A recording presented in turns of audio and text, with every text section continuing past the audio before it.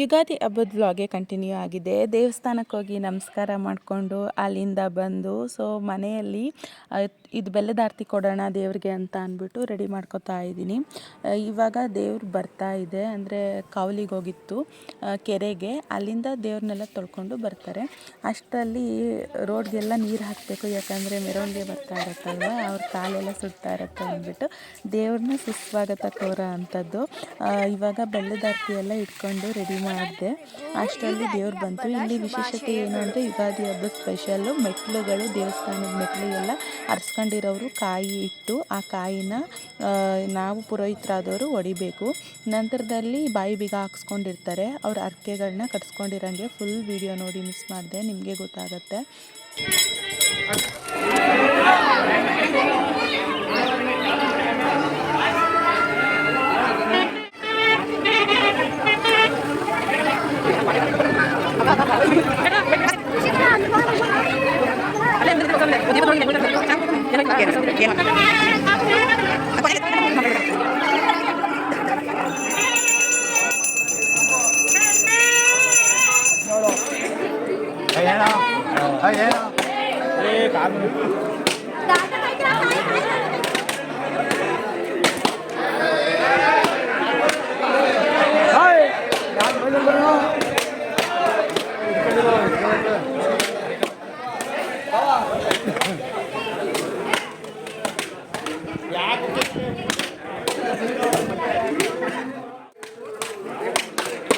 ಒಂದು ಹಾಕ್ಬಿಟ್ಟು ಬಾ, ಜಾಗ ಬಿಡೋ, ಒಂದು ಕೆಲಸ ಹಾಕ್ಬಿಡೋ.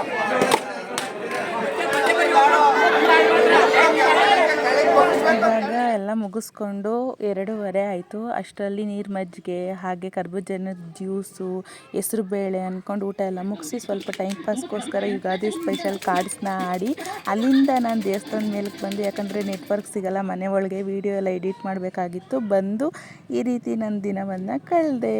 Thank you.